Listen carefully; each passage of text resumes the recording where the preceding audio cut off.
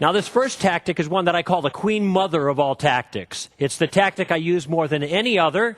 It's a very, very effective tactic when combined with other tactics. It's the simplest tactic imaginable to stop a challenger in his tracks and to turn the tables and to get him thinking. It's an almost effortless way to put you in the driver's seat. And I call it the Columbo tactic. Now, you remember Lieutenant Columbo. You know, he's that detective on TV.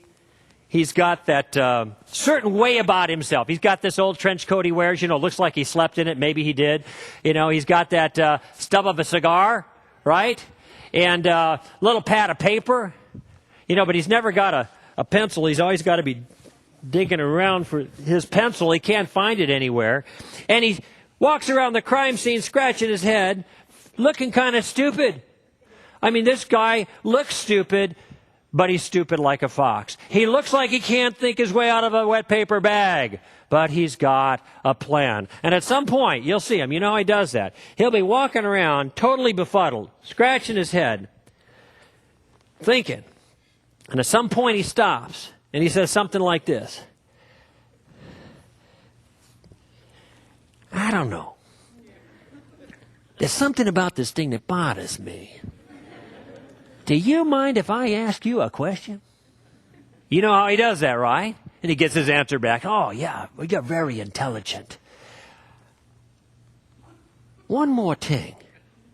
And then he one more tings them to death, right? Question after question after question. And people get annoyed, and he says, I know I'm driving you crazy, but I can't help myself. It's a habit. And this is a habit that you ought to get into. The key to the Columbo tactic is using carefully selected questions to disarm the other person and to productively advance the conversation. Listen, if you don't know where to go in any particular circumstance, you find yourself stonewalled, just ask a question.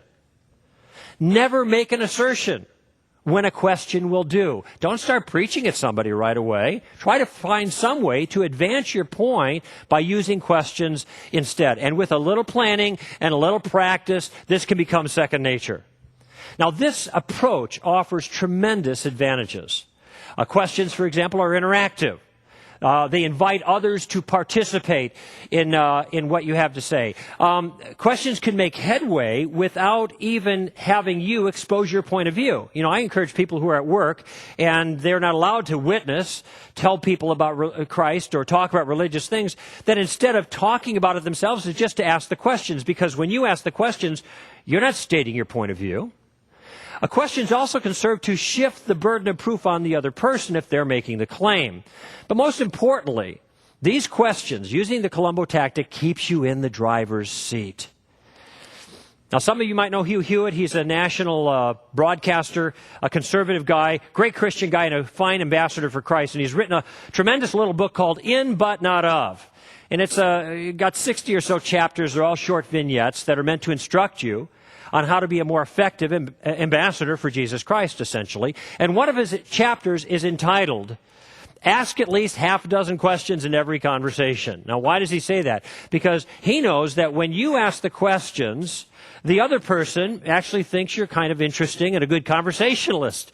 You're drawing them out, but they think you're the interesting one. Interested is interesting. But secondly, when you ask the questions, you are the one that is in control.